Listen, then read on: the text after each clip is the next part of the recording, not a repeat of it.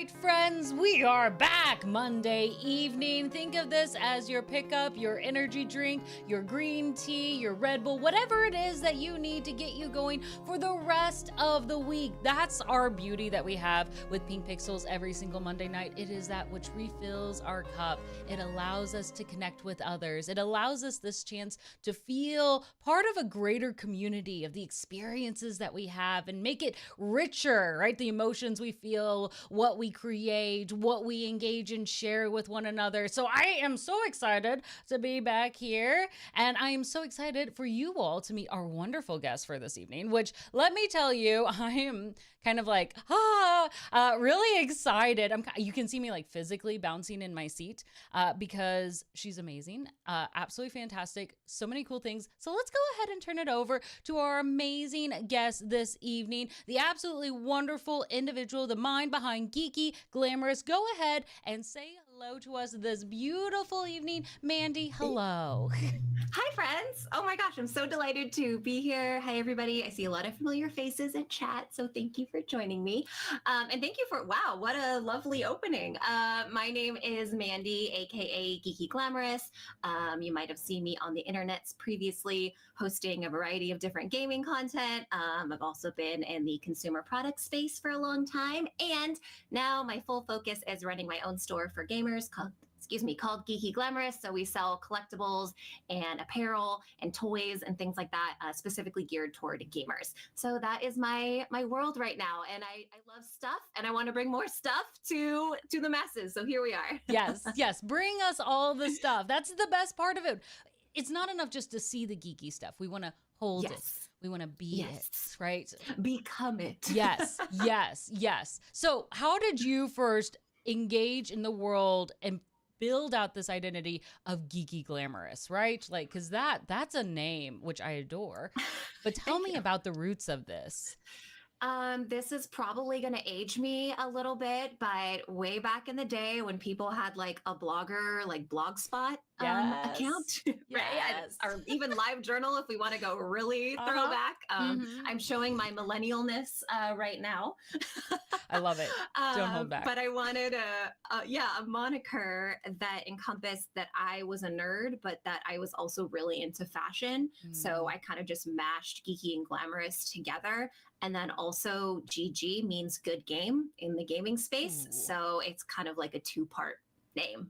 Yeah, that layers nicely. I think that's smart. Yeah. I like that you embrace the glamorous side because perhaps it was my experience, but gaming often felt like it was more associated with being like a sweaty gamer, fingers covered in Doritos chips, right? And so like this glamorous identity still today feels rather fresh, right? Yeah, and we've come a very long way since those days. Yes. I feel like, we've reclaimed this word gamer, like it's not so dirty. Yes, anyone can be. Anymore? Yes, we look like everything and everyone. Exactly, because I remember just like hunting in like the men's department or like even the kids department trying to find like gamer stuff, and there'd be like one thing. And now you can just walk into any mainstream store and find something with like Pokemon on it, or I don't know, any IPs basically. Yeah. Yes, for anyone and everyone of all ages. That's the best part. Correct. Yes. So I'm totally here for it. Right, and it's been an evolution, but I mean, still, while there are some stores that, of course, have been providing that, like right now, I could go to Target and find a Pokemon sweatshirt. Sure. It's adorable. You are embarking on your own adventure and bringing products that represent your identity. I wanted to get straight to this one because I love all of the things in your store. Thank you so I wanted to talk about them. And of course, you're showcasing it a little bit, but this is also an intimidating, in my opinion, adventure to be like, we're going into business around this, right? It's no longer just something that you love. It's like you're making a lifestyle, a living and economic commitment behind it. Yeah, I mean, I'll tell you, when I was growing up, also playing video games, but also other hobbies included like playing store. Like when I was a little kid, like that's what I would do. I would just set up like the clothes in my closet, or I'd set up like the food in the pantry in the kitchen, and I would play store. So I've just been in retail and products like my whole life. So it's all just been kind of leading up to this moment. And then I made, going from retail, and then I went into wholesale, being a sales rep, and then actually building out product for a variety of different brands. And because a lot of people were like, how do I even make a thing? Can you help me make the thing? And I was like, yes, I'll help you make the thing. Connect you with the factories, or designing it in Photoshop for you, and packaging, and then shipping and all that kind of stuff. It just, the natural evolution was like, I'm going to open my own thing one day. Yes. So there we are with the website, and I'm this close to signing a deal on a physical location in Los Angeles. So stay tuned for that. Okay. We're all flying out. Gonna be there. Yes, day one opening. I can't wait. Oh my God. I'll have you sign my Xbox controller. Oh my God, amazing. But you just you said all of that so smoothly. Like you're like, okay, here's what we do. Here's how we figure out. And you're already talking solution. And it's for an outsider like me, I'm like, that is a process. That is a whole consumer journey and supply background. I'm like, you have good experience behind this. And so when did the moment come behind where you're like, okay, I want to take this and I want to bring it with gaming? It's no longer just like, I have this retail experience, or now I have wholesale experience. When did you start to merge the two together? Or were they always just kind of slowly creeping together, intertwining? And I think they were always kind of slowly creeping together. But if you guys like to buy gaming merch, you'll notice that there's no one specific location to go to. And I hate to I'm not shaming GameStop, but let's be real, it is not a pleasant experience to shop in a GameStop. As someone who has worked at a GameStop, you're like, I can make this better. Hold on here. Yeah. It is just like I want it to be a pleasant experience. I want, to have really fun, unique, interesting product that you can't get anywhere else. And I don't want you to feel like you have to go to a Target and a box lunch and whatever other store it is to find all the things you need. Why can't they all live under one roof, and also I want to focus on a lot of brands and IPs that you don't see a lot, like in stores, like you'll see Kirby and Pokemon and all the Nintendo products pretty, everywhere. But where's the Fallout? Where's Resident Evil? Where are these like lesser known, well, not lesser known, but like you don't see as much merch for them everywhere. So how do I build that house, so to speak? Yeah. Yes. Yeah. But I like this metaphor of like building a house. Now, I know we're in February, so we're going to talk about like love and video games and all of the different like relationships that we have. But I want to talk about, for you, what was a game that you were like, I really wish there was more merch of? Like, I love this so much. I need to make sure that this is represented, one for me, but also all the other fans of this game. Totally. I would say back kind of when I was playing Left 4 Dead 2 a lot. So this is probably like 2000, what is that, like 8, 9, like somewhere in there. And like the Valve store had like a few products. I will give it to Valve. There was a time where it was like they had really interesting things like from their game, but it was still like few and far between. It was like, oh, I could get a hoodie. I can get like some art prints and what else? And it's like, it's all unisex. So it's like, hopefully it fits you. And if not, maybe you're a seamstress, right? Like, I mean, that's a good point. It forced a lot of people to get really creative with like making their own garments, to represent their favorite, fandoms. So, Or the rest of us just look ill-fitted. Stop. I doubt that's true.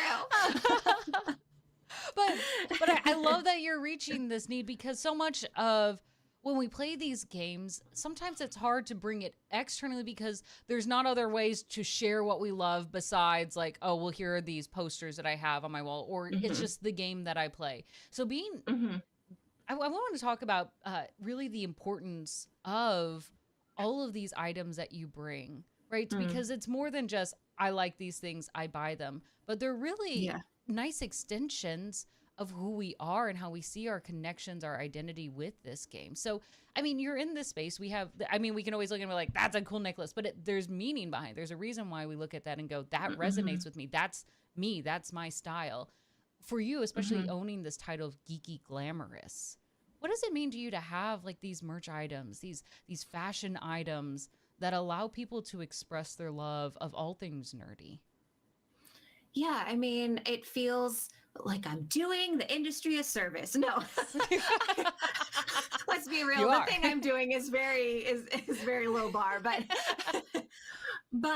to your point about like, things resonating with people, having that moment on the street with like a stranger and you get like that nod or that wink, like, I know what that is. I know that you're wearing this N7 stripe on your sweatshirt and you also love Mass Effect, or, I see that D20, oh, you like tabletop. And now suddenly there's like a connection with someone you weren't anticipating to have that with. And I think that's what's really fun.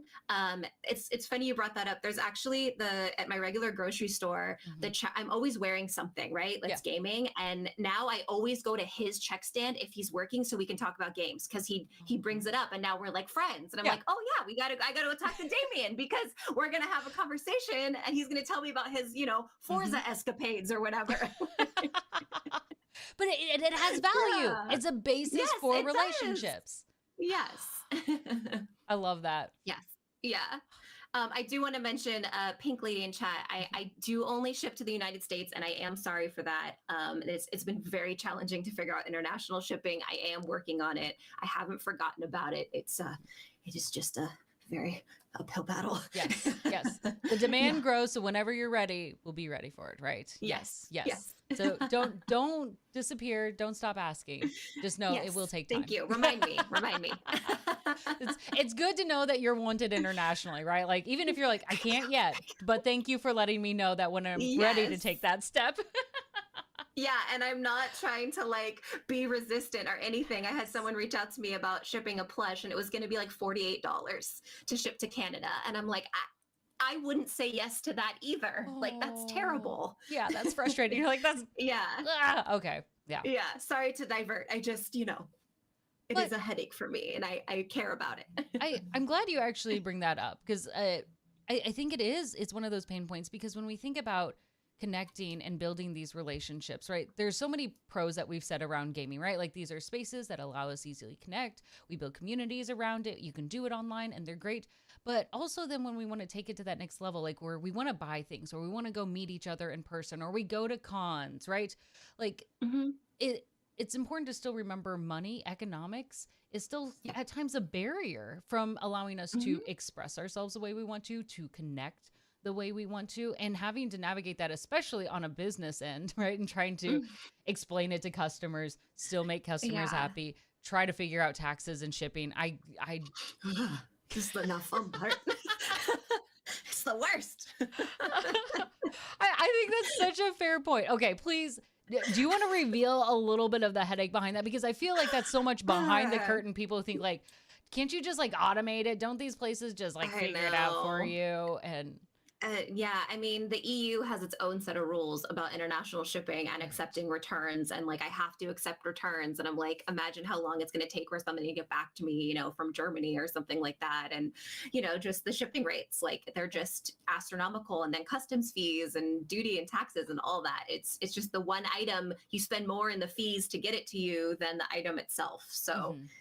it's rough. So, but on that note, I try to have items on my site that are, low cost and a little bit more high cost, so that there's a nice wide range to kind of appeal to everyone. And I Mhm. have secondhand items as well, so pre-owned as well. So I yeah. think that is such an interesting and creative idea to also put alongside your new items, second owned, second loved items. Mhm. What was the mentality to say like, yes, let's bring in this kind Mm. of because it's a very different often market that you're looking at when Mhm. you're looking at reselling, and also then there's different levels of quality that you can promise when you get those items, and they're not Sure. probably one that you can like. We've got a bunch of these. It's like this is the one, right? Or I've got Mhm. maybe two or three.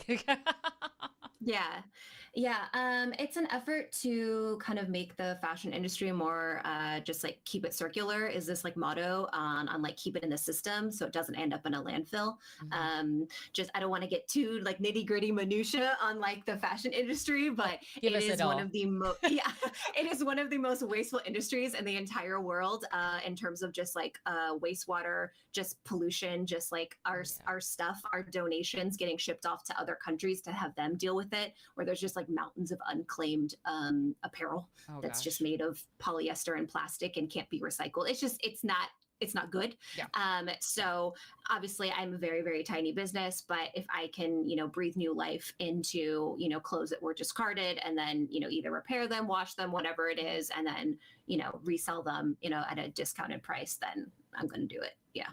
I like Yeah. that even though because you're right, like you're one person in this very massive and I mean it's a huge industry. The fashion industry is huge. Mhm. It's hard what Timu alone, right? And how much they Yeah. spent like on the Super Bowl. They've been Oh. revisiting Sheen, right? Wish, right? Also Mm-hmm. big, but even Mm-hmm. other brands like we know like H&M. They're Uh-huh. also in the same space. So I love that despite recognizing you're like here you are this individual in this sea of competitors that you see the responsibility and small ways that you can make the choice and your ethical decisions behind this. Mm-hmm. I love Mm-hmm. that because it's a lot Thank of you. extra effort behind yours, but it's a decision to be true to who you are. Yeah, for sure. I mean, and I just have so many of my own collectibles that I've just amassed also over the Yes. years. And I'm like, here, I'm sure someone else, will want these collectibles or, something like that too. But Mhm. yeah. And I enjoy like repairing something, that's been damaged or, like I said, just breathing new life into something. So Mhm. yeah. It feels more like instead of selling it like this is just like an item to own, it feels more like you are managing an item as it goes through like different museums. Oh, wow. We're real Right? fancy now. You're a curator, all right? And you find like let me find something for your collection. You can keep it for 10 years and we cycle and somebody else can appreciate it for 10 Yes, years, you know? exactly. Exactly. but but I love that you bring this up. And I know of course you're right, fashion industry certainly can be very wasteful, but I mean, I think you're also bringing it into the gaming space, which is also not known for its environmentally sound practices either. Like there's No. been plenty of times where, what was it? Even like back with Atari, like when they didn't sell it, like they buried like Oh, all the cartridges. all Yeah. the cartridges. Like that's one of my favorite stories. It's just I buried love out that there. documentary. Yeah. Yes, yeah. So you're looking at two worlds where this happens. Like even some cons. I was just introduced to the phrase of mall cons, where it's kind of like there's some fast fashion, but also fast merch item that's kind of like, here's all of these same things just fastly plastic replicated, and you'll go through and you'll see like 8 stalls that have the same things, and it's not necessarily a bad thing, as they're trying to curate different items for their audiences, but it certainly is trying to create lower quality sometimes and at lower prices, which for many of us, right, like that's really nice sometimes to have the lower prices. Yeah. But you're bringing in a certain level of art as well. When I look at what items you pick up there, how do you decide what's worth sharing? What are products that you want to put in there that are going to be of value, that add to the space, that add to the stories and nerddoms that are being represented there? Yeah.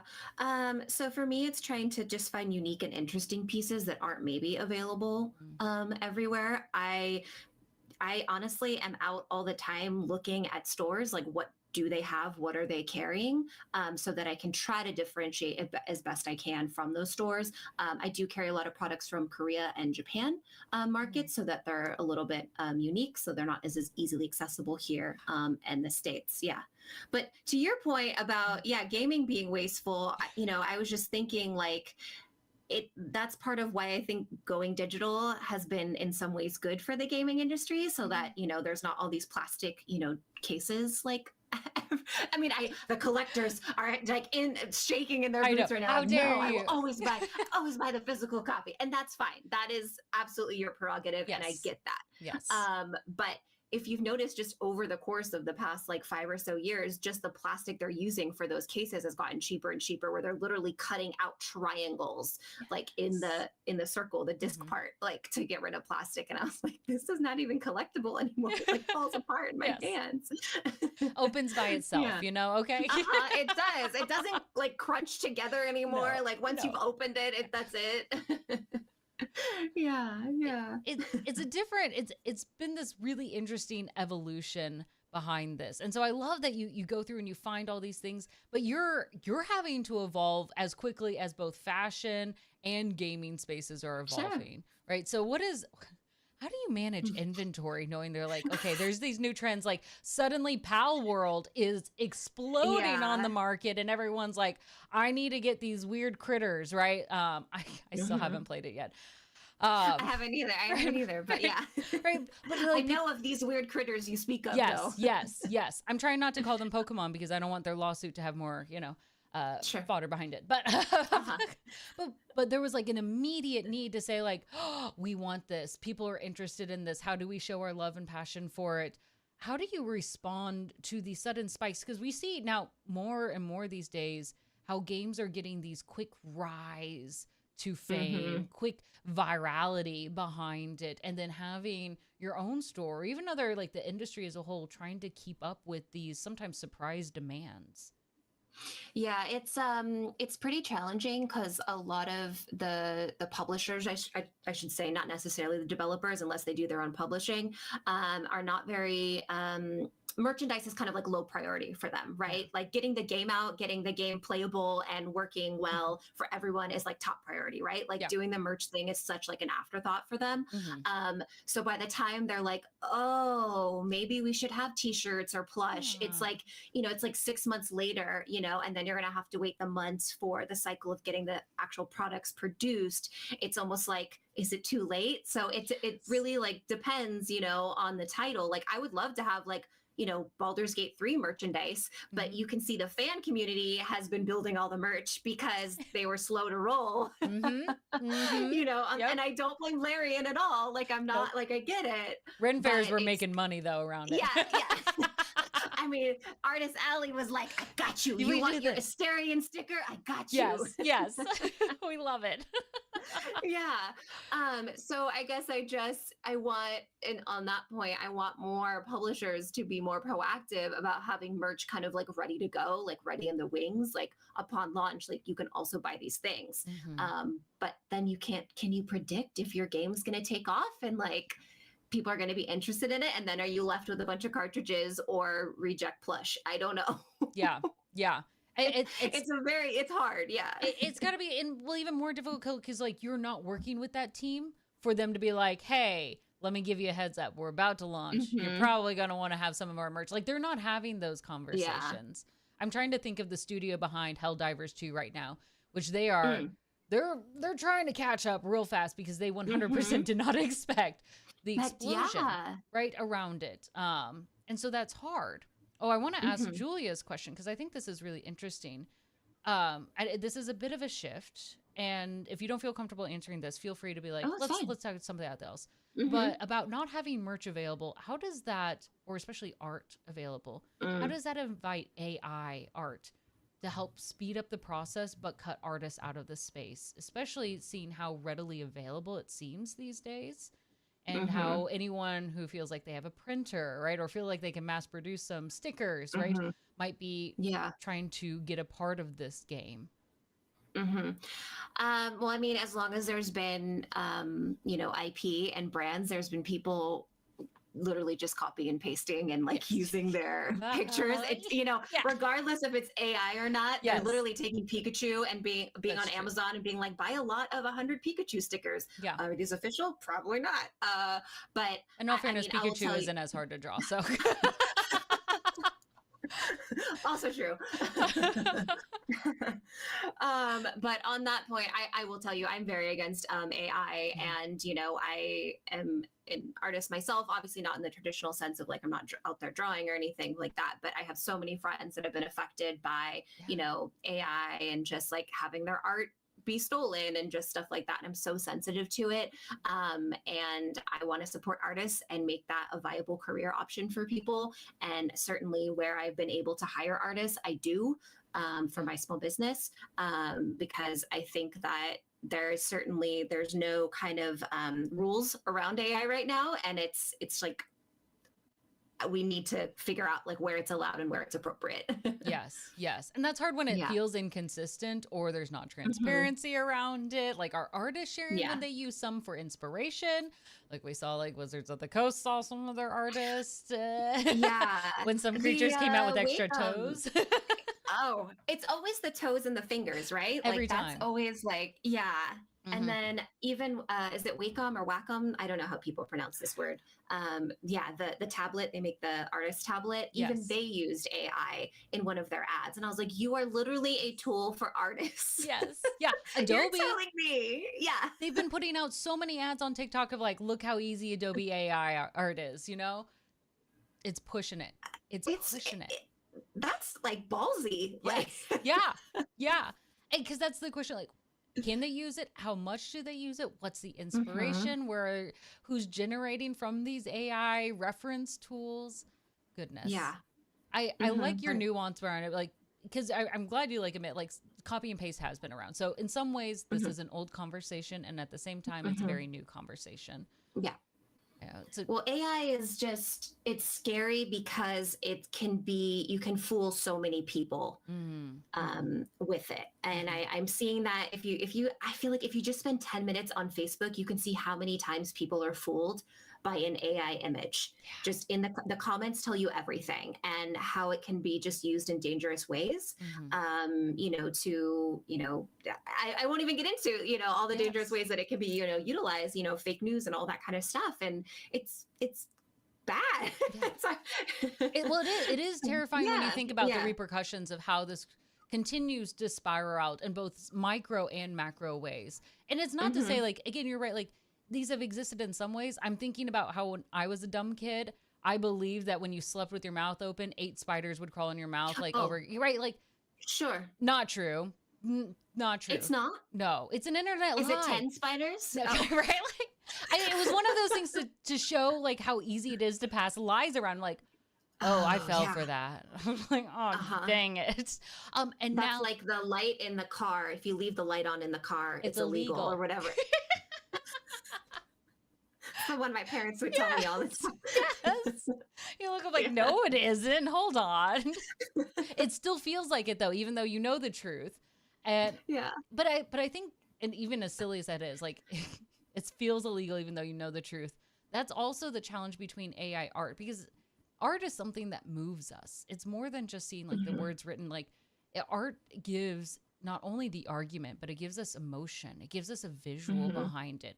And so it has a lasting impact when we see altered videos, right? AI videos Mhm. coming into play. When we see an artist depiction, that offers commentary, it sticks with us. So there's some real concern of how it impacts us and how do we all play a part in this. Mm.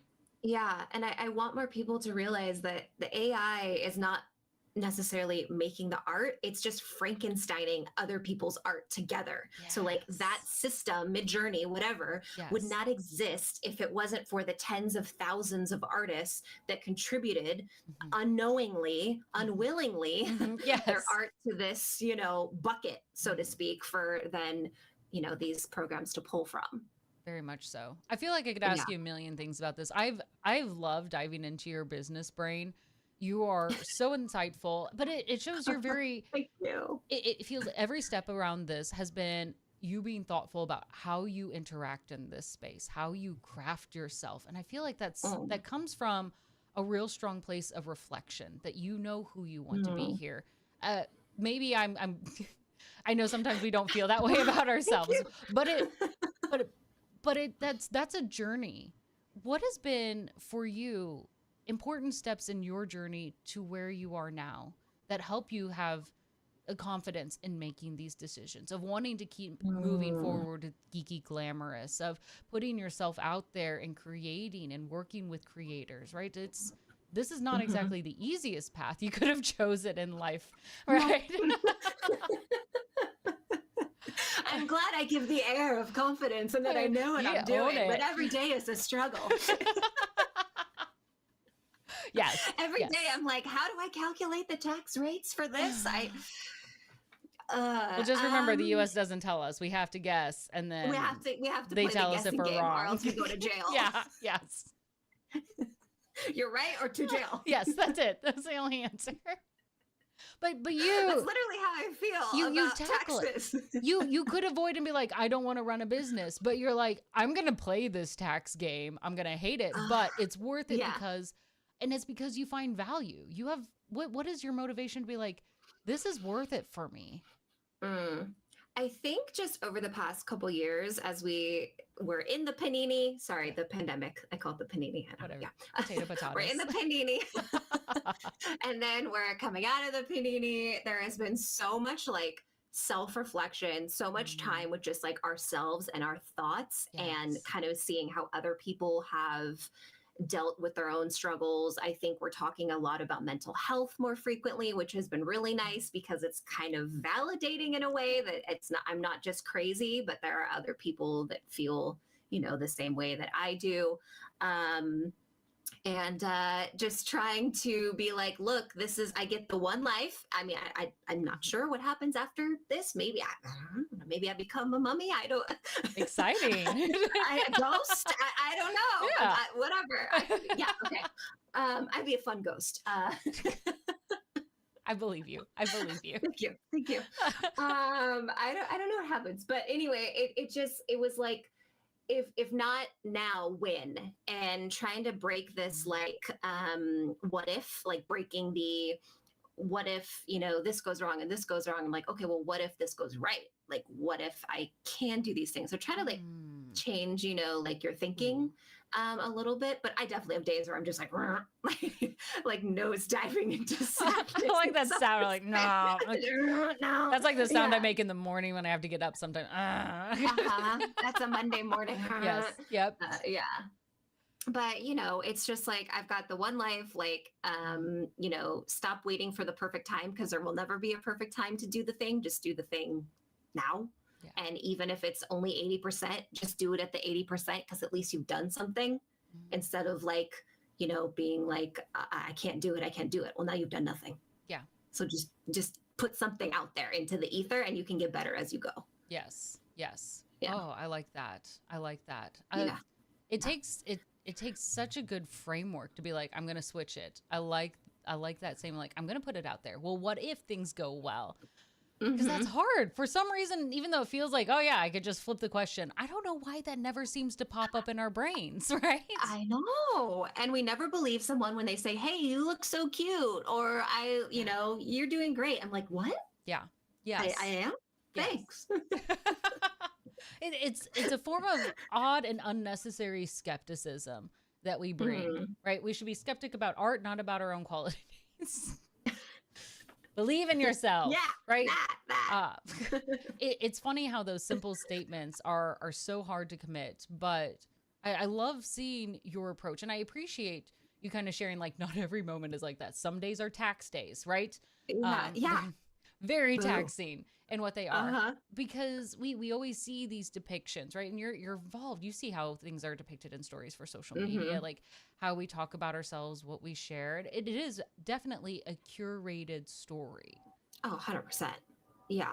I mean, I've been better about that. I would say that the last couple of years is like, for every like good post someone has, they're probably having like multiple bad days, like behind the scenes too. Like you said, we're seeing a very curated version, of their day to day. We're not seeing the days where they're feeling like super down in the dumps or just, and that everyone has trauma. Yes. I feel like that's such a big thing in life, is that we've all gone through some semblance of trauma, and that, let's try to be a little bit more like sensitive with one another. Yeah. Oh, I love that. What an important part of empathy to bring into what we do out of all of this. Yeah.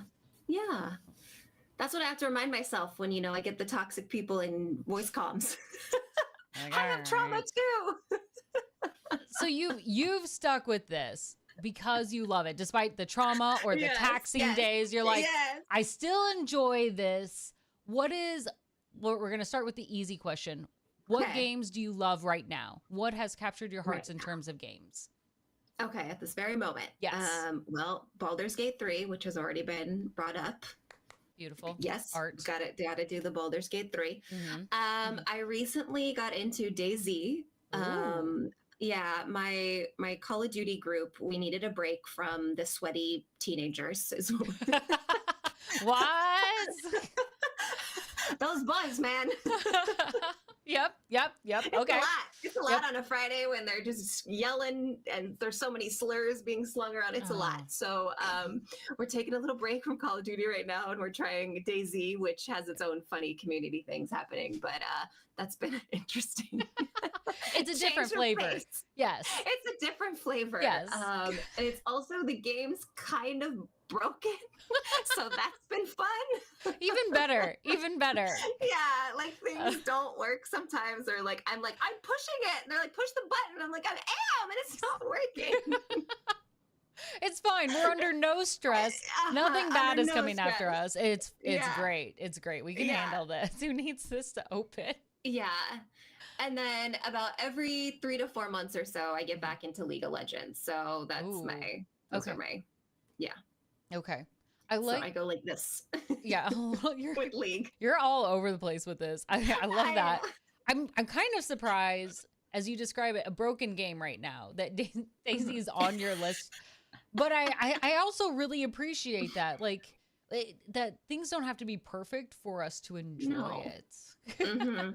It's true. I mean, and that comes down to community, right? And like the people that you're playing with, and that you can have fun despite, mechanics not working as intended or things being hard to do in the game, right? Right. Not everything has to be, super polished all the time. And, we can have fun in games that are, less just intense and have tons of different things to do and are more simplified. Yes, like trying to open something. That's the struggle we want to choose sometimes for ourselves. Yeah. I mean, I guess in real life, sometimes I also struggle with doors when it's push instead of pull. See? Yeah. Pull it. I am. No, you're pushing. I am now. So you get it? Yes, yes, yeah. We love the game just like sometimes our brains are broken. We love our brains still. Yes, yes. All right, we're keep honing this down. How did you find your community then? Right? You've got your group. You're like, okay, we're going to take Oh. a break from them. Where do you find your group? Because people go through LFGs are some of the most needed and stressed out spaces as people try to find like the right Mm. match. It's Cinderella's slipper, it's Goldilocks porridge, right? Mhm. Like where do we find this right fit of people who connect with us that not only do we at least win one match, but that I want to connect with them again? Mhm. How'd you Mhm. find your group? Whew. Um, let's see.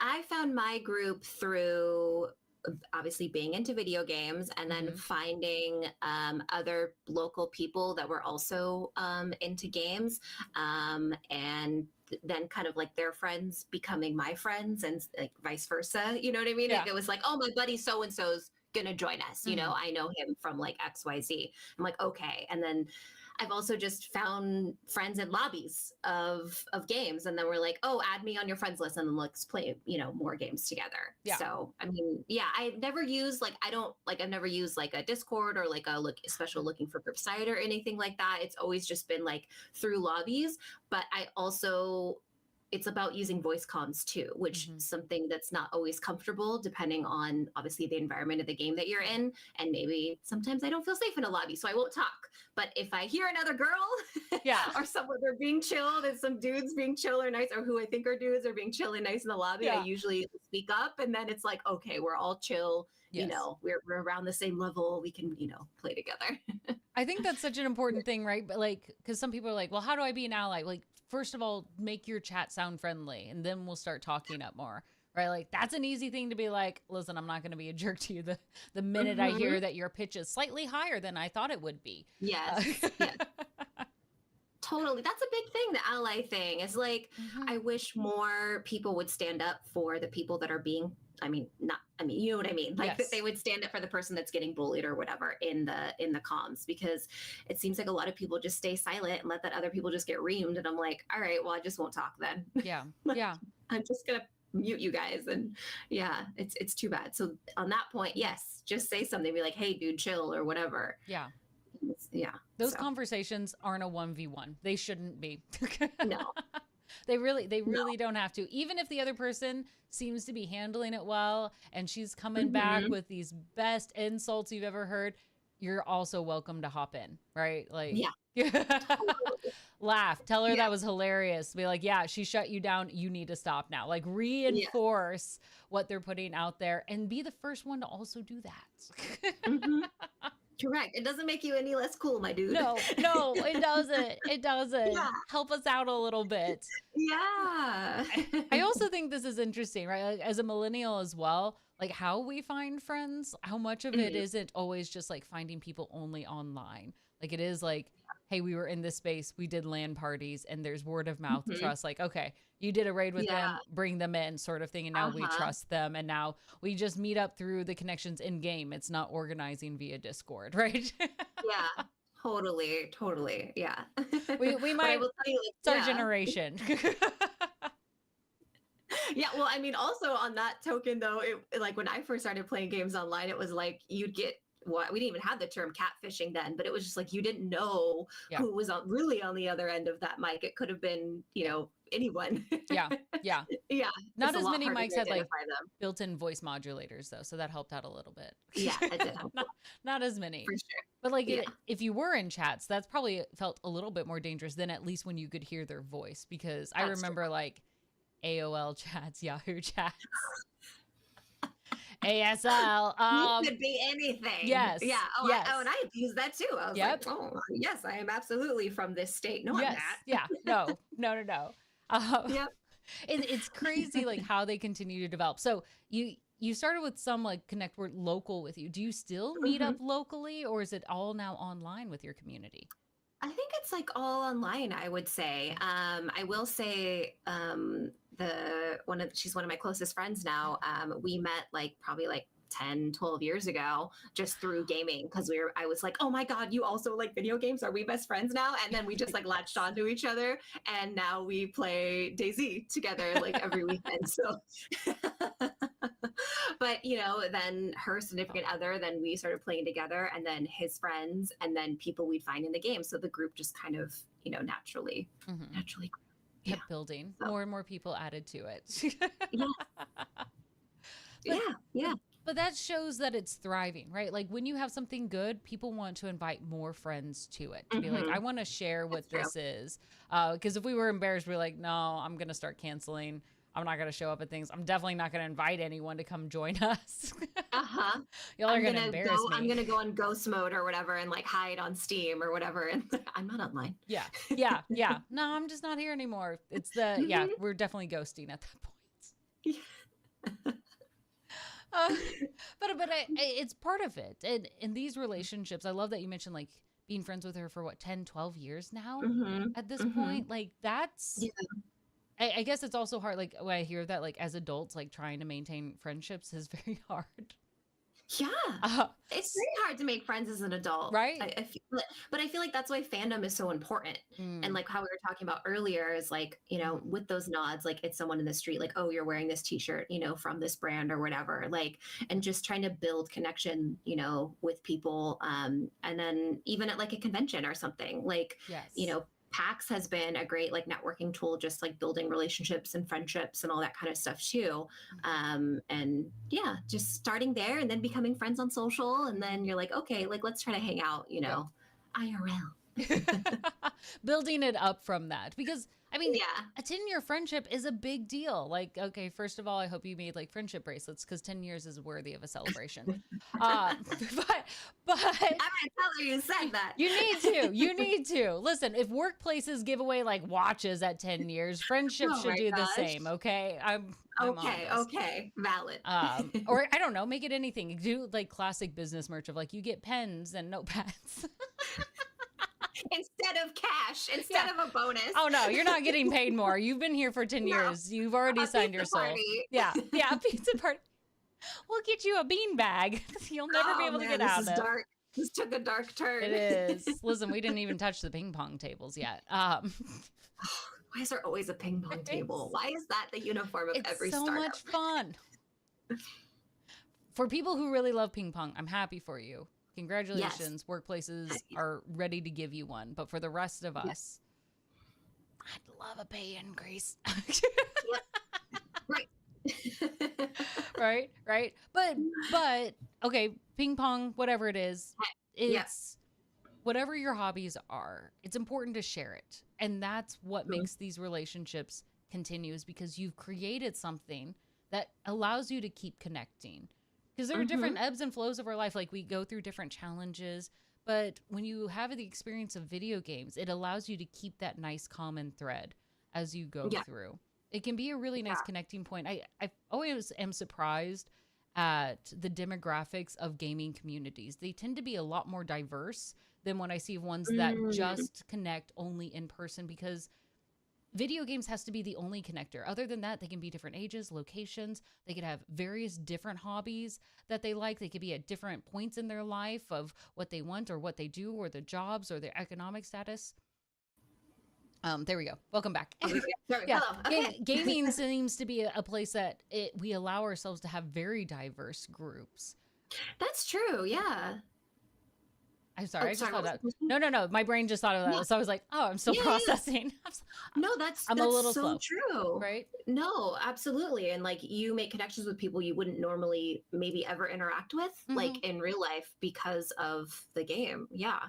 Or connecting, you know, with people that live on a totally different state or country. Yeah. To be able to make that connection. It's so interesting. Okay. Where's your furthest away friend? Let's get that. Oh. I guess probably East Coast. I'm going to say Adelaide, because Adelaide is in chat. Adelaide is from Australia. And Adelaide has been with me a long time as part of my community, and I would totally consider them a friend now. But Adelaide found me on my very first episode of a show I used to do called Game Talk Live, which is a video game talk show for Facebook way back when. Wow. And she's, what a rock star. I love that. Yeah. Yes. Yeah. And again, it's one of those crazies like, I know someone from Australia, right? We see them. We're always in chat. We're talking back and forth. We're sharing Yes. stories. Like now we know about Adelaide, right? They have a gift card that can be only used at their company. We have stories. Like we see them as Yes. people that matter and that we're interested in learning more about. That's valuable. Totally. Mm. Yes. If I ever go to PAX Australia, Adelaide, we're going. Make it happen. Make it happen. Yeah. There we go. Well, yeah. Let's take our first break. I want us to breathe a little bit, but when we come back, I want to keep this talk about, love, relationships that video games bring us, especially since we're in the month of February. We'll indulge a little bit more. Sound good? Sounds great. All right, friends, 5-minute bio break. Go stretch out, and we'll be back soon. See you all in a bit.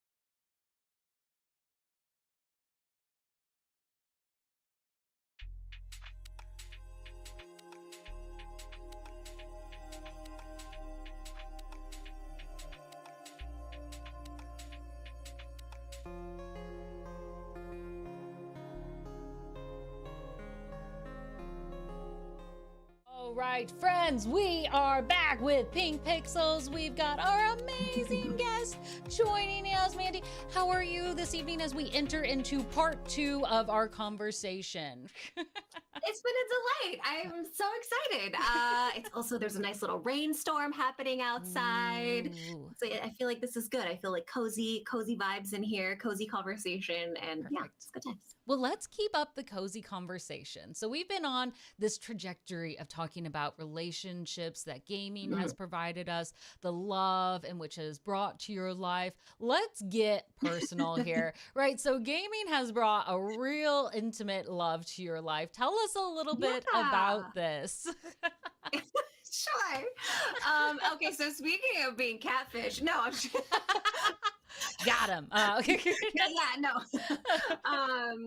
So way back when, I guess this was like 17, 18 years ago, something like that. There was a little game called Final Fantasy 11, the precursor, if you will, to Final Fantasy 14, which everyone, loves and adores these days. But there would be no 14 without 11. So don't forget that. Yeah, don't you remember your roots. Respect your elders. That's no, right. I'm just kidding. Oh, hi, Josh. I met my now husband playing that game, but our characters just chatted and talked. So it was just like, I didn't know if this was actually a guy. And I was like, okay, but we were in the same kind of like guild type thing in the game, and we just started talking to each other, and then realized we both were living in New York at the time, and that he worked very close to where I worked. This was when I was working at GameStop. This is all coming full circle. This conversation is we've been seeing all these breadcrumbs. Let's put it together for our meal. Got it. And I just, I was like, look, I'm at work, I have all my coworkers here. Like, if some weirdo comes in, they will immediately kick him out. It will not be a big deal, Yeah. So I said, I work at this GameStop. This is the address. Come see me one day. Not actually thinking that he was going to show up. Here he is. He showed up, and my manager's like, there's this weird dude lurking around the Xbox or the DVDs or something, and he keeps looking at you, and I think he asked for you or something, and I was like, oh, which guy? Which guy? Who is he? I had told a couple guys I worked at this GameStop in New York. Safety? Sure. Which one could it be? Point them out first. Let me confirm, and then if it's yes, I'll go out. If no, I'm hiding in the back room until they're gone. Correct. And, long story short, ended up being a super, super nice, normal, well-adjusted person. Yes. And, started dating. And then long story short, we ended up being long distance for 3.5 years. So we played a lot of Final Fantasy 11 together and a lot of other games as kind of our dating. We didn't traditionally date. Yeah. So playing the game together was our dating. And then he eventually moved out to California after I had moved back to California. So and wait. So instead of, I just want to make sure I understand, instead of doing let's do dinner dates, let's do movie dates, you're let's do side quests. I need to get this armor. I need to level up. We're doing this raid tonight. That's date exactly night. That. Yes. Honestly, great bond. Saving the world, all the jazz. Yes. It was. There was this system in Final Fantasy 11 where you could have an NPC as your buddy, and you could go around the world and they would help you, do quests and fight monsters and stuff like that. So we would go level our NPCs together. And so it was the four of us. I don't know. That's weird. Yeah. Kind of a double date. Yeah, kind of a double date. So it's a safe space. There's always someone with you. Yeah. So anyway, that was our dating, and he moved out here, and then now we've been married 10 years. So wow. Well, first of all, congratulations. Thank you. And second of you all, throw away Tinder, download Final Fantasy. This is how you get them. Yeah, and now I feel it's so common to hear about MMO or just I met my significant other gaming. How many World of Warcraft weddings have we had at this point? Ooh, true. So many, right? True. And they're always so cool. Yeah, I see Helga mentioning met my husband online and on IRC. Oh my God, amazing. 26 years? Okay, that's even more impressive. Helga, I love that. Yes. Yes. Yeah. I, So, it's an interesting development. Okay, so you're playing video games, you do mhm. this, move to California together, Yeah. and then the happily ever after part starts, right? Like, Pretty much. And I mean, and then we just played a lot of games together, and then and now we just have our PCs like next to each other in the same like office. I tend to favor more competitive games, so he plays more chill, more chill cozy games, and yeah, I'm over here screaming and yelling in the corner. yeah, And that's just my wife. She's yeah. crazy. It's fine. She's having her moment. She's getting that out. It's good. It's good. Yeah. Yeah. Like we played World of Warcraft like at the same time, but Yeah. I was the one doing raiding and like achievement hunting and heroic dungeons. And then my husband's over here like, what mount can I try to go after and collect today? There's an aesthetic and then there's an XP approach, right? Yes. Yes. Yeah. But together you create a very balanced take. So he There got you to go. level up so that way he would get more of the Yes. better mount choices. Mhm, And mhm. he would maybe help you fly around on a nice, cool mount. I'm Maybe. trying Yeah. He always says he's jealous of some of the mounts that I mean, I think they're still on my account that I Yeah. have because you can only get them, if you do like these raids or whatever. And I Yeah. was like, I don't know. It is what it is. It is what it is. But Yeah. but there is nice balance from it. So I see like Helga's still playing games together, commitment. Are I there love that. Yes, I love that. For you all, is there still like a game you're like, this is our game?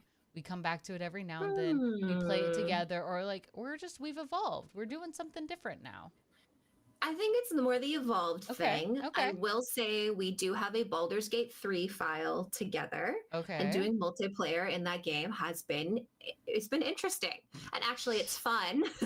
I say interesting. There was a pause, just a small one, but there was still a pause before you said interesting. It's interesting because I am romancing Halcyon and then he's romancing Shadowheart. And I keep asking him, like, how's your girlfriend? How's your girlfriend? Oh, I didn't even think Yeah. of that.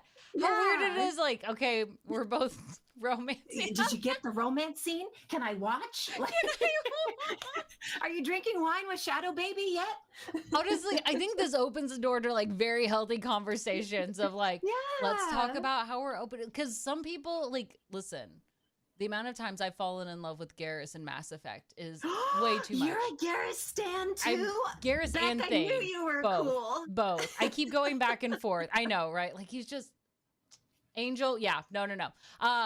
But right, like there's connections there in these stories and games that we play. Yeah. But it's also important to be like, these are NPCs, first of all. Mhm. And second of all, they don't replace the actual relationships Correct. that we have. Yes. But Yes. we know we live in this space. We know people sometimes do go that far. Like this is my character. Mm, There's a lot of mhm. ownership that we've Yeah. seen over characters and how that can also kind of cut us off from people Mhm. seeing these Mass Yeah, I Effect think it's connections. Hi Buckwood. I think that's why it's so important to make sure to build out time outside of video games, outside of the house, to be together as a couple. Mhm. And there was a time where I was like scheduling my real life around raids in World of Warcraft, and I was like, we can't do this anymore. This is not healthy. I'm not having a healthy relationship with this game. Like, and that's when I had to kind of like shut the door. Because I'm a completionist and MMO is not for me. Yeah, you don't ever end. It doesn't. There's no final list. Yeah. So making sure just to build time outside of games and doing stuff not in front of a screen and just, being in each other's company. Yeah. That's such an important discussion, right? Like how we prioritize what fits on the calendar first and what then squeezes in around it. Ooh. Yeah. I Ooh. think that's important. I Yeah. like that. I like that idea. Now I've been thinking about when I've prioritized raids and like testing Haven't we myself. all been there? Right? Yeah. I'm like, did I move things around for it, or was I happen to be free? Right. Yes. Because there's that balance, and to a certain degree, like I'm gonna play my own little devil's advocate, right?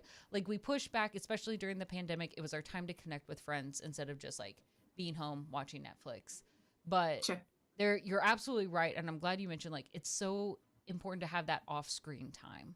Like it's not just like, yeah, you're building relationships, but not being on screen and experiencing things where you physically are, especially with other Mhm. people in that space, is so important. So, what do you Totally. do off screen? Huh? I mean, yeah, like basic, dinners out and, vacation when we can. But we have like a favorite tabletop gaming bar that we like to go to and, play a tabletop game, and like eat and drink and, do something also like tactical Yeah. that's not on a keyboard. Well, yeah, shaking It's clicky also clackies helpful. of the dice. That's Yeah. fun. Yeah, Yes. yeah. So just doing that kind of stuff, or, obviously as someone that, loves retail and products. I drag him along with me to flea markets, garage sales, estate sales. It's a shared All right. experience. Yes, let's divide and conquer. Can you help me find, these things? So These are the IRL side quests. Got it. mhm. Yeah, I'll buy you chicken nuggets if we can find something. That's fair payment, honestly. So, See? especially if they're Yeah. dino shaped. So, right? Nugs. Right. Yes. Yes. Respectable. Respectable. Mm-hmm. But I like that you're mentioning such a fun variety, because it feeds into this again that you are geeky of all things, right? It's not just like, oh, I'm only this one thing. Mm-hmm. Are there particular fandoms that you do actually stay away from? Because I've heard you drop a lot of different ones. Are there some you're like, nah, that one just never resonated with me? Interesting. I would have told you it was Star Trek because I just never Sure. dip my toe in. Like I kind of like didn't know where to start. It's like there's been so much content released, since the 60s. Yes. Yes. Very different captains each time. But- Yeah. yeah. But I take it back because I started Star Trek Strange New Worlds and now my life has changed forever. Okay. Okay. You just needed time to get into it. So there's not just really needed so far. time. You just needed time to dump into that fandom. Got it. Yeah. And then, my like hyper focus, like ADHD. Now you're just like, okay, what's all the lore? Who are all these characters? I got to know all the things, So, Yep. Get the references. Who's inspired by what? Yes. Yes. Yes. Yeah. Okay. All right. Yeah. So Star Trek So- back in your circle of fandoms. that one. Yeah. Okay. I never got into like Doctor Who. I'm Another trying to think like old what. one. Yeah. Yeah. Yes. But I'm just trying to think like, I don't know, I kind of tried a lot of different things. Yeah. Comic books, sci-fi, video games, obviously, anime, manga. Yeah. Yeah. Yeah. Oh God, yeah. But there's a willingness to try it. It's fair, like, yes. to say, like, not every, even if it's a great story, not all of them are going to be for you, right? Like, at the end of the day, there's only so many stories that you can take in. There's only so many people that you can connect with. So picking and choosing, but being willing to branch out and be like, okay, I understand there are merits there, or I understand people enjoy that. I respect it, just not for me. I love that. Yes. Yes. That's why I watched the One Piece live action series on Netflix. Yes. I'm not a One Piece girly. I admire and give props to anyone that has watched the thousands of episodes of One Piece, read the manga, what have you. But I wanted to watch it to just understand it and see how well it was like translated from such a quirky looking anime and appreciate it, you know? But I would say that I am not a One Piece fan, but I am appreciating the art of like what it took to build that show because it could have gone so weird so quickly. Yes. And we've seen a lot where animes transferred into live action are really not good. This one got some legitimate love, both on its editing, its casting, its depiction, especially for how silly it is. Right? Yes. Yeah. I was like, this could have gone real goofy real quickly. Yes, very much so. And yet at the same time, still trying to touch into some of the authority, power topics that it tries to tackle. I'm kind of with you on this end. I've tried to do the One Piece. So I teach the One Piece. I like the that. One Piece. The One Piece. I told my students once that I wasn't going to watch One Piece, and then I got 7 speeches that month about why I needed to watch One Piece for their persuasive speeches. Wow. So now I don't mention that in classes. Wow. Yes. Okay. Because my argument is that because they're like, oh, you have to stick with it, at least get into the 100th episode. But my thought is, if it takes 100 episodes to be good, it's not good. But that's a valid argument. Right. I agree with you. Right. in all fairness, it's probably because they were trying to pace fillers out as they were waiting for the manga. So I'm going to give them, I mean, I hear the manga's better. All right, I'm going to give you that. But the live action has been a wonderful rebirth. And I want to know your take on so many of these stories that have been reborn. Spider-Man has been reborn a million times over. Even Harry Potter, like now we get different versions, different takes and different worlds around it. Star Wars reborn a million times, right? You know, there's all of these games, these stories, these movies, these TV shows, these fandoms that get reborn. What is your take when they go through this, you know, revival process?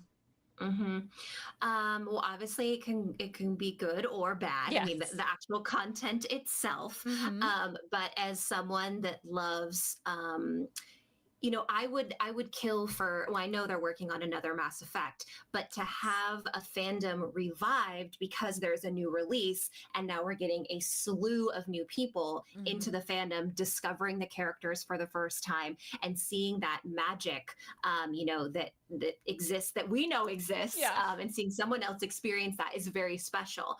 And then also from that perspective, then of course that means more merchandise and then more licensing opportunities. And so we get more stuff. So I see it as good, regardless of maybe how that content is necessarily received, because it still means that someone out there is going to like it. So there's still going to be new kind of fans. And then maybe that'll reinvigorate like the older titles as well. You know, so I love that take. I love that it's a much broader take and you're seeing like the lifeline of things instead of like the individual critiques. I think that's so healthy because I just was talking to a friend the other day, of course, because like the Wheel of Time series is out there and people who read the books, which admittedly I have not, have not been in favor of the TV shows. Oh, okay. Yeah, this is news to me. From what I've read, at least on Twitter, or not Twitter, Reddit. They weren't very thrilled with it, but I talked to other people who haven't read the books and they're like, oh, I was really intrigued by it. It was very fascinating. That's interesting. Now I've got questions about the characters, and some of them will go and read the books. Some of them will still just stay in the TV shows. But now you're getting, again, like that fandom base is growing. It allows us to think about these characters in different ways and how they're portrayed. Like it prompts different discussions. And of course, right, new merch, new you know, conversations that are happening in this space. New support, for the brand. Like I think about Game of Thrones all the time, and I was like, how many people like that was just like so part of our, you know, the zeitgeist like for so long, you know, and everyone was obsessed with Game of Thrones, right? Yes. Many people did not know it was a book series, or it still is a book series. Yes. An unfinished one, but hopefully soon. Yeah.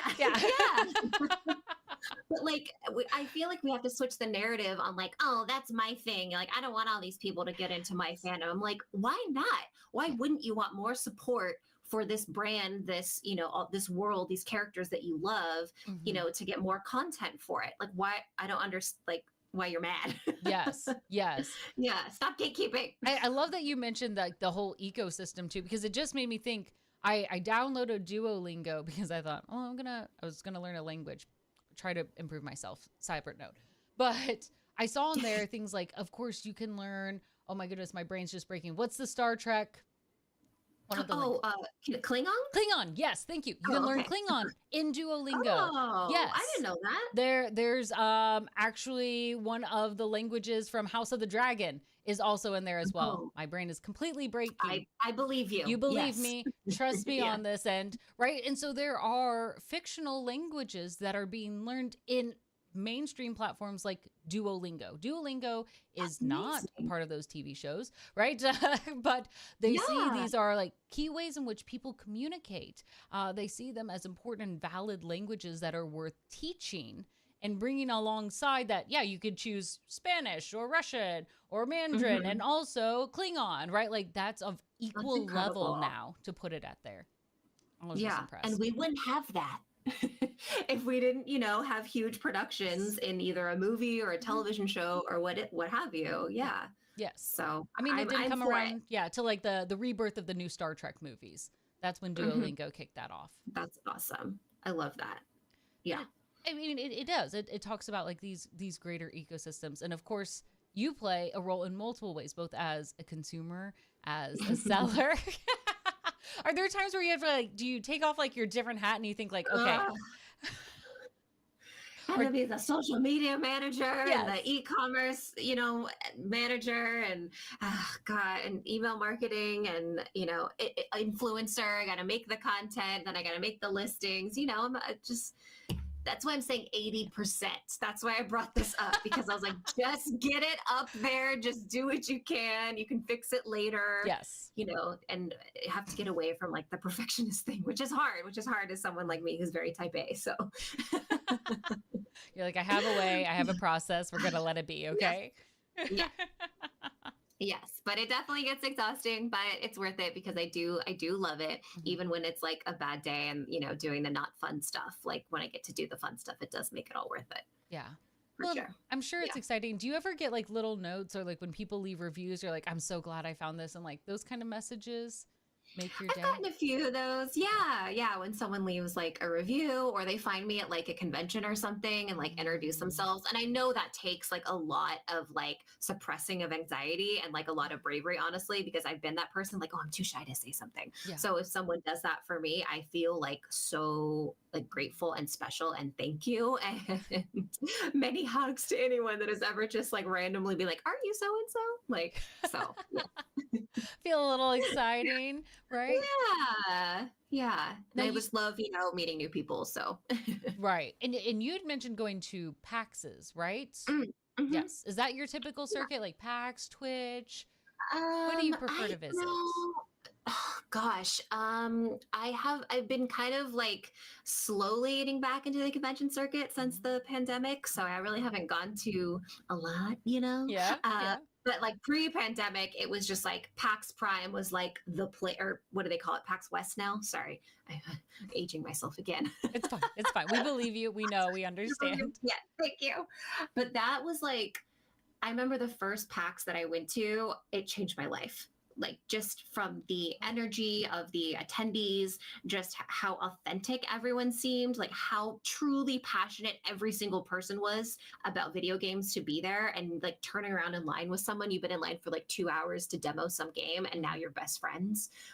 Speaking of meeting people, I remember one of my first PAXs, it was when Cards Against Humanity first was coming out. No one knew what Cards Against was, and they were handing out decks of the game just to people in line at PAX, and it was like a here, historic have fun. moment.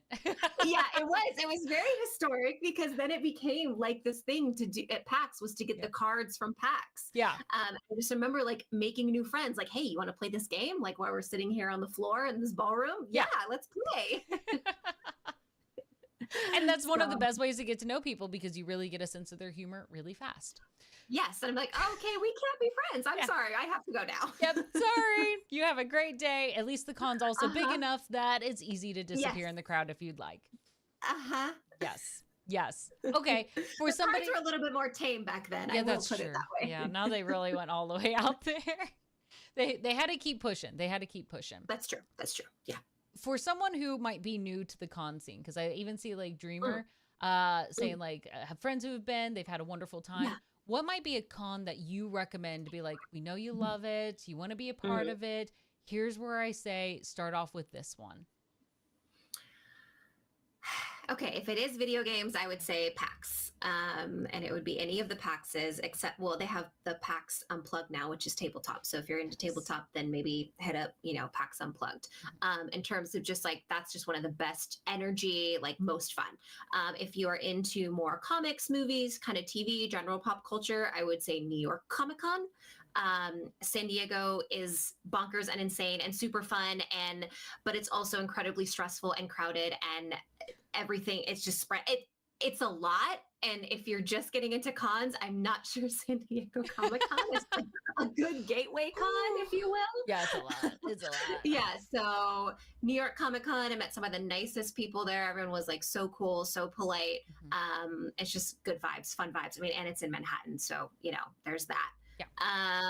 And anime cons, Fanime in San Jose, California is probably like one of the most fun anime cons I've been to. A little bit it's still big, but on the smaller side than like an anime expo. So that would be my kind of 3 nerd area recommendations. I like that. Depending on your fandom. Yeah. Pick the one that's right for you. Here are the 3 options. You'll be good. Yes. You'll be good. Yes.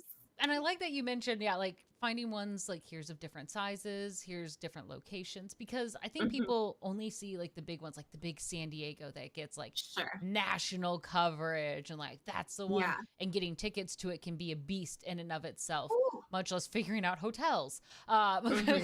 affording flight Yeah. tickets there. But there are Yeah. so many options of others. And even mentioning, yeah, like PAX Unplugged that's been growing and is very fun and Hmm. very oriented around tabletop role playing games, board games. Really fun place to connect with other people within that space. Mm. Yeah, it's kind of amazing, I guess, how many conventions are nowadays. I feel like there's one every weekend. Yes. There is no shortage of conventions out there. But definitely I would run like a filter, Yeah. online to just kind of see like what's a good fit in terms of, what's up how to get tickets, what are food options around the convention center, just like sometimes they're in the middle of nowhere, so how are you going to get there, like just all things to think about. So TikTok is a great tool for that too, to just Ooh, yeah. search the con. Yeah. That's a good one. Yeah, and Falquad offers a good one. Try a local con. See if you like the survival of that. Because there's a lot in like nearby cities that might just be an hour drive Yeah. away. Or even I've noticed a lot more libraries trying to do like at Oh, least I love little that. anime gatherings or cosplay gatherings. Like Yeah. start with that, connect with people, right? Get used to Totally. it, and then keep going up. Yeah, it really is a sensory overload, when you go to some of these cons. So it's like you have to kind of prepare yourself mentally and physically. Yes, very much so. I think some of the PAXs, I only went to PAX South, which is no longer a thing. So I'm gonna date It's myself there. not. No, Oh no, it I got went to cut. one of them. It was so Oh, nice. I loved it because it was the smallest one too, which is why I liked it. yeah. Uh, Sure. as someone who also like I get overwhelmed, it was nice because they also had quiet halls. Like there would be spaces where That's the best. right? So that way, Yeah. especially because some of them they're far away from hotels, or you'd lose time doing the long walk out back to a taxi or wherever you need to be. Some of them have spaces right in the con to be like, this is your recharge space. They're meant to be quiet, Mhm. or they have like spaces and sounds you're not supposed to bother other people. There's places to sit. Not all cons do this, but They don't. Oh, yeah. there's a rising, especially the more we talk about it, of how do we make conventions or places much more accessible. And Yeah. so that's one of those things. Keep bringing those things up, keep asking about it, talk about it in different social spaces, because these con organizers, they're listening, they're trying to figure out what's going to get people to come, and knowing that places are accessible, friendly on a variety of levels, Yeah. it's important. I think I agree. I like that more cons are, to your point, doing that, a quiet room, or if it's like I know like a lot of anime cons, they just have anime playing in some ballrooms and the lights are off. So it's just dark in there. So you can just like hang and be a potato. Mm-hmm. Maybe watch the anime, maybe don't watch the anime and just like chill out for a second. Mm-hmm. Yeah. Yes. Yes. There's a lot more awareness around it, and especially because, like, as we mentioned, like this gaming community is super diverse, so we all have a variety of needs. Yes, it's true. So Yeah. there's some awareness around this as well. Mhm. Yeah, my needs, as long as you have free food or drink, Check. yes, Yeah. I'm there. Food is Really very easy to please. important. You mentioned that, but like sometimes I think of some cons are like finding water is so Oh, difficult, and it's like, yes. Yeah. So the cons that have the water stations or the yes, festivals, yes, thank you. Thank yes, you. yes, or even bathrooms. I think it's a problem if you have a place and you do not have enough bathrooms. I'm like, Okay, I know I said New York Comic Con. The Javits Center is one of the worst for bathrooms, so I'm really sorry. let's be Everyone, open just with this. know. Yeah, I'm just going to be transparent. You're going to wait a long time to go. I love that. I love that. Well, as we're talking about like what 2024 holds for us, right? We want to go for cons. We've got games on the docket. What about for you specifically? Hmm. What are you looking forward to loving out of your 2024? Are there games? Are there adventures? Maybe you and your partner, something you're gonna do. Hmm. What's it? And it doesn't have to necessarily be gaming related. Okay. Okay. Well, like I said before, I am in the process of opening a physical location Mm-hmm. for Geeky Glamorous. So that will probably be all of my 2024. Every plan I've had for this year has basically been put on hold. Like, I don't know if I can commit to things. I'm kind of in this weird limbo right now because it all depends, when I get keys, so to speak, for this unit, and then doing build out and getting even more merch to fill the space. And then of course, like just advertising and getting the word out, a lunch party, like all those things. So that is just going to be my life. And then it'll be my life for, indefinitely, working every day at the shop. So just keep it going. This is it now. Yeah. Yeah. But really, that's going to be it. The things I always try to do every year are the local Renaissance Fair. And then also I do this festival in the desert called Neotropolis, which is a music, fashion, shopping, like party in the desert for 4 days. It's like Burning Man light, but it's cyberpunk themed. Yeah, it's in its no, third say the year name of this year. again. I need to write this down. Yeah, you need. It's amazing. It's called Neotropolis. Okay. Like Neo, like Neo, like Okay. Neo, Tropolis.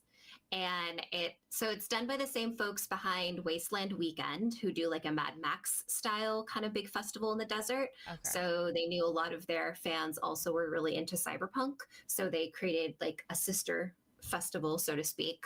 And so I was a vendor at that last year. So I camped in the desert with no running water from Tuesday to Sunday. That is an experience, isn't it? It's an experience. Wow. That is an optional part of it. You can just stay at a hotel down the way. Okay, cool. Yeah, I know the camping part's not for everybody, but there's, live music. There's all these fans like set up, stores and little bars and experiences. There's role playing if you want to participate in it. Like, I can't really describe it. Like, It's such a unique thing. And so I hope I can go this year, but again, it all depends, what goes on with the store. So yes, lots of moving parts. But I think your choices for 2024, it's exciting. You've got this big dream. We're all excited. I already see people in chat like, can we have pretzels at the launch party? They're making, on top of everything, make sure pretzels are on the table for us. Okay, I will make sure. This is and Ultra Robo Ninja does bring up, it's also a very respectful event too. It's very inclusive, and it's very like mixed, like it's just like, POC friendly, and everyone's just like, everyone's just participating and friends with each other basically. So yes, yeah, I've heard of very few like instances of like weird stuff happening. So normally then hopefully shut down by others, right? More of a vocal group that we see it, we call it out sort of thing. Yeah, exactly. Like they're quick to like shut that stuff down. So good. Yeah. But I love that because that doesn't happen by accident, right? Community organizers share what their values are, why we're building, what's the vision. And I think that's a big thing, yeah. I've always appreciated this very futurist look, right? Because sometimes when we think like with the past, like people are like, oh, where would you go if you could go back in time? We're like, well, probably nowhere. Not many places were great for women. And I also really like bathrooms. So most of the time I'm thinking like, if it's time travel, I'm like, take me into the future. Sorry. That's still important to me. That's so true. There's two important things in my life. Me being seen as a human and having good bathrooms. Yeah. Yes. So like we each have our values that we have, and what's important. And so like the idea of hearing like Neotropolis, like this idea of like, it is the cyberpunk. When we look at the future and these future stories, so many times we see cyberpunk being very dystopian, very dark. Yeah. And I like that when you're describing this, that it's being welcoming. Like it's this experience, it's a revisitation of a much more positive cyber future. And I like that story that's being told. That's true. Because sometimes when I see articles about AI or that we're running out of meat, or I'm like, oh, we truly are entering our cyberpunk future. Yeah. Like, and just the pollution, and there's nowhere to dump our recycling or our trash. And I'm like, yep, here we go. Fresh air is a commodity. It's fine. It's fine. We'll be okay. So like these stories, like, because this is when we go, and especially with the role playing, whether it's like at Ren fairs, cyber fairs, wherever we go, like at Neotropolis, it's a chance for us to, in these world of fantasies, to create a world that we want it to be. Like even when I hear of Ren fairs, which I still haven't had the chance to go to any, like when Really? I know. It Change always, that. 2024 yeah, goals. this has to happen this year. But it's still like this promise of like when and what people accept there. Like I've seen Ren fairs that, yeah, they accept people who come as Star Trek individuals coming as the travelers, or that, yes, Shrek is also part of Ren fairs, right? Like it's anything and everything. You can be a wizard, you can be a fairy, right? It allows people to explore and express what they want a world to look like. And while some of it is like, I wish that I were a fairy with cat ears, it also can talk about like, I wish I was a person that was respected, or that I could do heroic things, or I can do things that are just as important for us to exhibit now in our life. And I think when I hear that Neotropolis, like, yeah, it's also like the camping and vendors and fun stuff. Yeah. But there's also like this respect and living life and appreciating and expressing of art and self. That's very beautiful as well. Yeah, I think a lot of it has to do with like there's really no internet connection out there either. So you're truly like unplugged from everything. And you're all there experiencing kind of this dusty, dirty, thing together. And and everyone's just very like just welcoming and, in a, what is it, like mutual understanding of the event and the expectations. So yeah.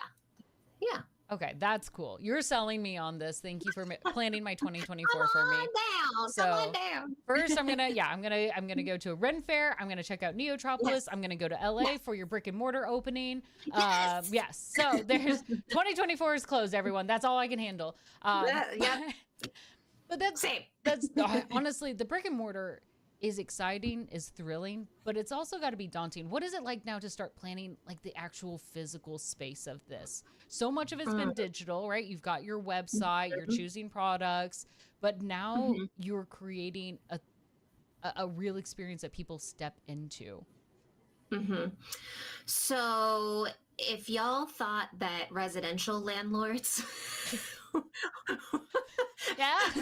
challenging, can I introduce you to a commercial landlord? Perfect. Wonderful. Smiles all around, I assume. Oh my God. And also just California is one of the hardest states to start and just operate a business into. We just have a lot of, hoops to jump through and a lot of, just bureaucratic, just government stuff, and then just trying to find the right space. I mean, I think it's been about 8 months now since I started the process, and how many units. I was like, yes, I would like that one. Please, can I give you money? And landlords were just like, nah, it was just like, I'm like, well, why is the for rent sign up then? Like, there's just, I would just run into a lot of that, or the rents were just really, really expensive. Yeah. And I'm like, these kind of rates, the only people that can afford this are like huge corporate conglomerates. I was like, I'm not a Starbucks. I can't afford to pay, like X amount of dollars for a space. And so I'm like, you guys say you want to support, the city's like, oh, we want to support small business. We want a local economy. And I'm like, why are the landlords charging this much for 1,000 square feet? So it's been challenging, but like I said, we're almost there. We just had to find the right unit, just how you have to find the right, apartment or whatever it is. Right. But I can't wait to kind of build this space that speaks to gamers, hopefully. And then they walk in and they feel like they found their people, they know the stuff. And then there's also going to be like an event space in the back. So if maybe you don't know how to play D&D, we'll do a workshop like D&D 101, come learn how to play in a safe, welcoming environment.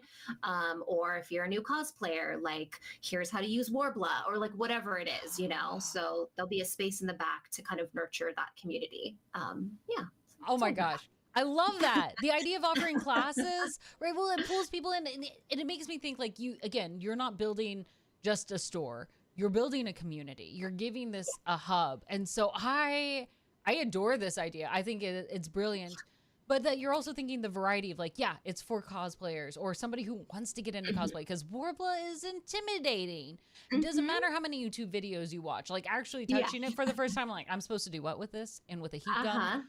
Oh gosh. Or And then like looking at your electric, like, I don't know if this happened to you, but the first time I used my heat gun and I was like, why is my power bill so high this month? And I realized like, oh no. it's like, oh, it's the heat gun. Yeah. Yes. Yes.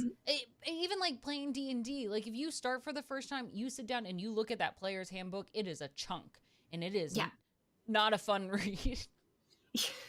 Yeah, exactly. And just looking at a character sheet and then rolling for all your stats and like I have to roll what dice, like just so it can be an overwhelming experience. What does it mean? What are the implications of being able just to sit down and ask someone like, what's the difference for my intelligence and wisdom versus like having to go through, seeing if it understands. There's something different about being in a space and creating that connection with people.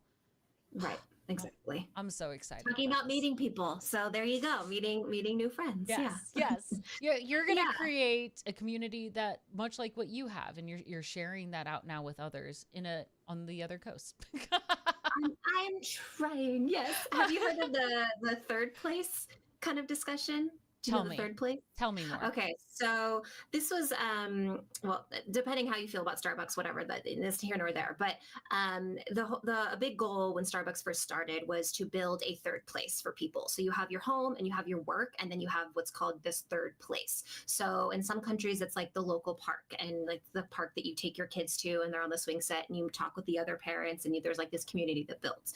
And so Starbucks became like this third place for people where, I'll meet my buddy at the Starbucks and we'll get a drink, so to speak. So I'm trying to build a third place for gamers, in the LA area, so that it's this place, you can come in, you can find your people, you have your community there. And that's so. Oh, I love that. I love that. Yes, it is. It is a place. It's a connection. And that's where we start to understand. I feel like it's also an identity connection too. Yeah. When we see ourselves in this space, like you're building it for them. Wow, this is really a Field of Dreams situation, isn't it? Please, if I build it, you have to come, please. This is how it works. Rent is very expensive, please. Yes. But I love it. And again, you'll still have your digital store that's ongoing too for especially like our Australian friends who may not be able to make the flight trip over. That's good. Okay. For sure. Yeah. And then hopefully, get store pickup going. So if you are local to LA, you can just buy something online and then come pick it up, in person. So that's wonderful. Okay. Nice, easy. Yeah. I'm so excited for you. 2024 is going to be great. We need to have you come back in a year. Tell us about your launch. Actually, I'd love to interview you at the store at some point in time. Store. We should do that. So I'm sorry. I'm thinking of ideas. I'm like, I'm excited. I want to know more. Thank you. I don't care if the rest of y'all in chat. I'm like, I don't know what you guys care. I care. I want to know. So we're doing this at least because I say that I'm interested in this. You heard it. It's recorded. Yes. I want this. I make content first for me. If I'm not interested in it, then I don't make it. And so I love the story. I love what you're creating. I love the heart that you're putting behind it. It makes it so easy for gamers like myself to get equally excited because I see what you're putting into it. I see that it's in good hands because we've had plenty of corporations come in and make money off of us, right? Like there's no heart. Yeah. It's selling us whatever they think they can or trying to tell us who we are. And I think this is such a wonderful opening in bringing more people into the fold and allowing us to express ourselves in more ways. I'm excited for you. Thank you. Yeah. And integrity is like a big thing for me and kind of like everything I do and just like authenticity.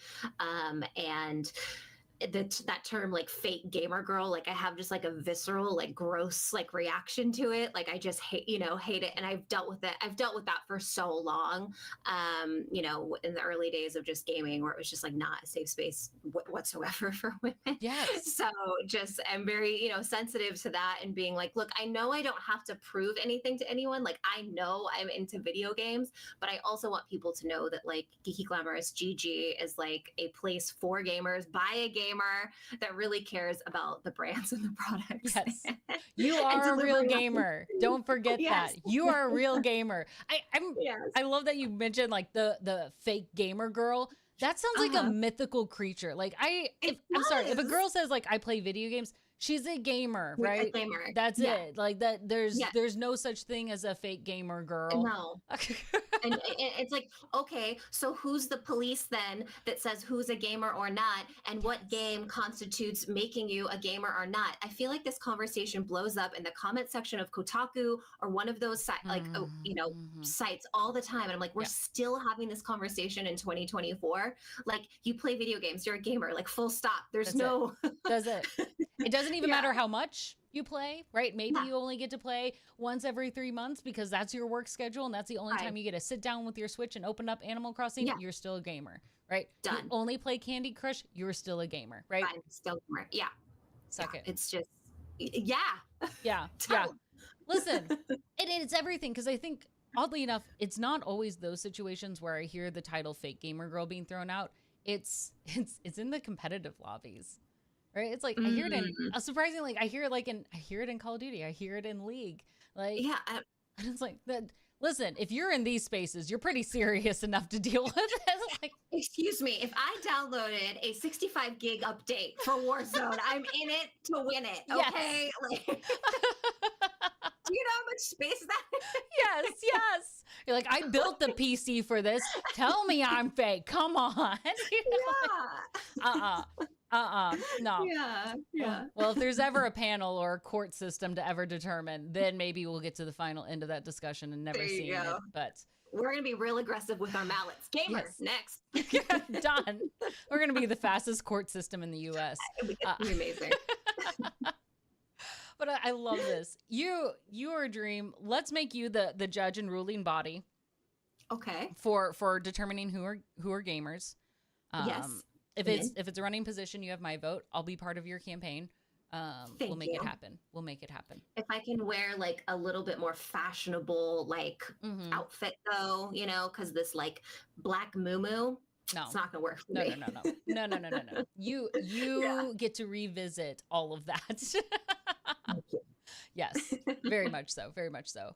I'm gonna throw one silly question your way, because I thought of this earlier and I'm like, I have to hold on to this because we're running out of time, but I wanted to ask it because you said that you would be a ghost.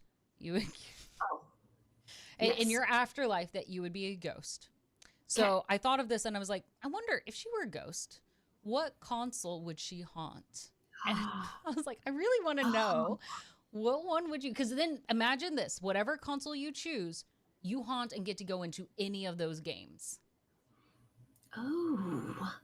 But wait, do the games look like they do when you play them, or are they like realistic interpretations of those games? Ooh. Because that's going to change if I choose like a retro console or like a more graphically strong situation. That's fair. That's how I'm describing it. I'm going to give you the form of realism just because we control our reality. I'm going to give you that power. You're a ghost, so we can make up these rules, right? Okay. All right.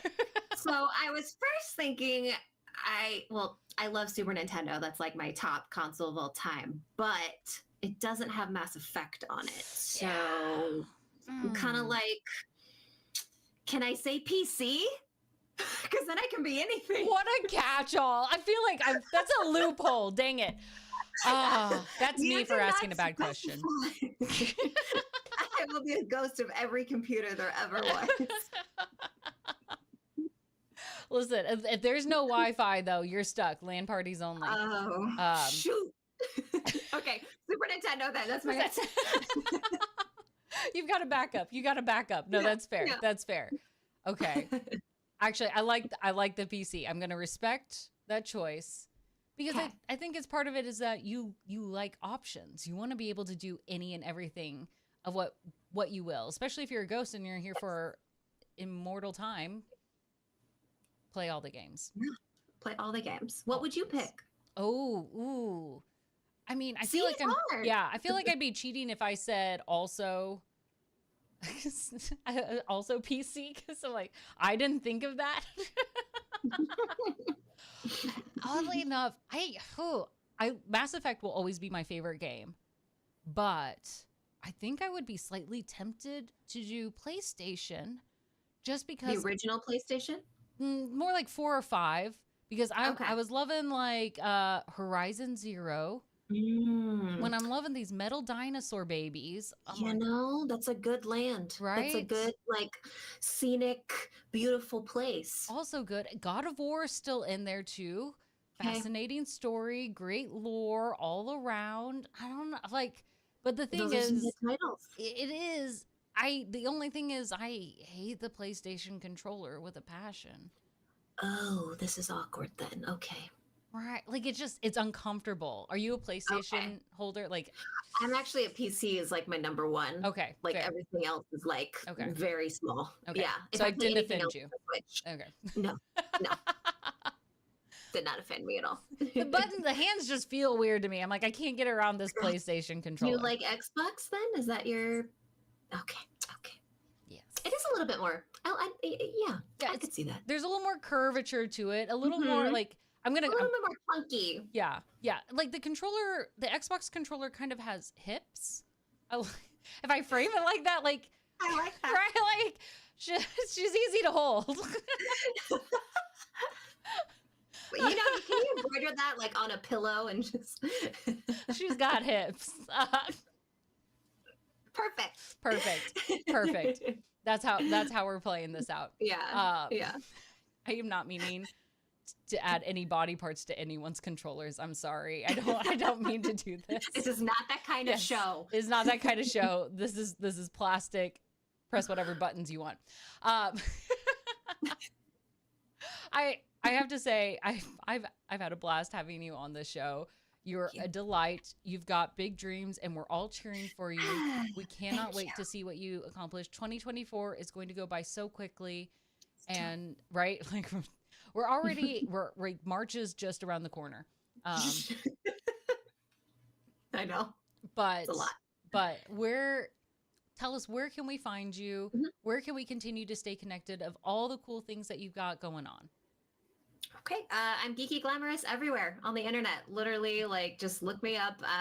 Instagram and TikTok and my website. Everything is geeky glamorous. And tomorrow is Pokemon Day, so I'm doing a special deal on my website for Pokemon Day. So please look at that.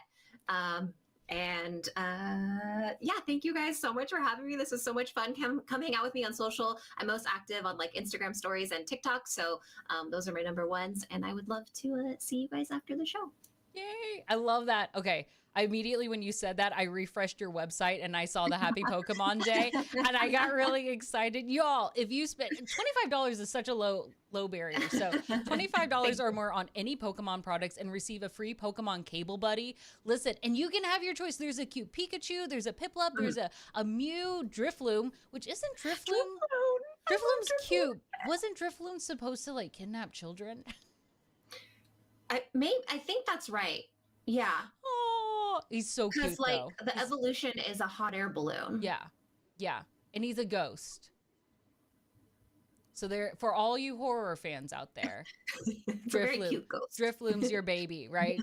I love that your little button is "I choose you." What a great call to action button right there. Thank you. I like to insert some funny, cheeky things in the site. So yeah, I think this is brilliant, friends. Make sure you are following Geeky Glamorous on all social media, and make sure you're not doing British spelling of adding an extra U. Yes, thank you. I made that mistake. Don't do that. Don't be like me. And of course, check out geekyglamorous.com. Super easy to find. Thank you. Come back every now and then. Get stuff for yourself. Put it in chat. Yes, get in chat. Jaws Drop, our amazing mod, also pinned it to the top of stream as well. So that way it's easy to find, along with Geeky Glamorous Instagram and Twitter. So it's easy. You just click a button and you give it the follow.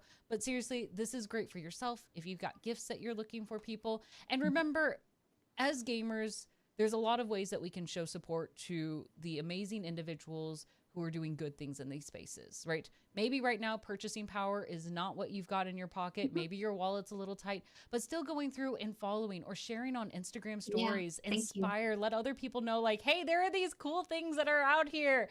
And you never know who one you're going to help out with their last minute Christmas or birthday gifts because they forgot. So do that for your friends, but also to make sure that we're lifting up the stories and people who are being authentic, who show integrity, and who are continuing to push this gaming space forward in a way that makes it more welcoming for all of us, that makes it more creative for all of us. So please make sure that if you've got a little moment, follow Geeky Glamorous all around. This is Thank ways you. in which we get to make sure that we see the world we want to come to fruition. Geeky Glamorous. You're gonna make me cry. Keep That doing was you. so Keep That doing was you. so Uh, good. Thank you. but we say this so seriously. You've come on here and you were very open about like the challenges of where you want to see things. Mhm. You've put time and effort and investment and risk into creating things.